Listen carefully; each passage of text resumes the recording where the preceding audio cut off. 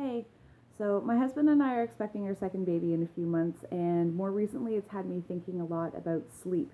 I just wanting to share a trick that worked really well for me the last time so that hopefully it can benefit you, and also so I can remind myself and prepare for hopefully getting more rest when they show up. So what I wanted to share with you is that the most common recommendation for getting as much sleep as possible with a newborn that I have heard regularly is the idea of be awake when baby is awake and then sleep when the baby is asleep. And for a lot of people that works really well. And so if that works for you, take that and run with it.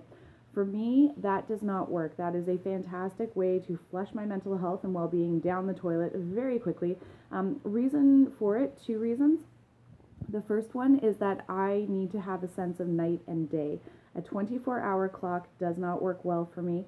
And so, yeah, I need to know that there's sort of that time to sleep and time to be awake. And then to go along with that, if I were to sleep when my baby sleeps and then be awake when they're awake, then likely they need my attention, especially as a newborn when they have a lot of needs, need a lot of hands-on care. If I was spending all of my awake time with them, where would my me time be? I need that time to sit, have personal space, read a book, do some work on the computer, things like that. And so that original model that I mentioned just doesn't work for me. What did work for me and worked really well was using a 12-hour clock.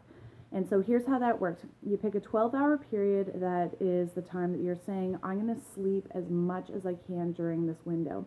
The other 12 hours is when you say, I'm going to be awake as much as possible during this window.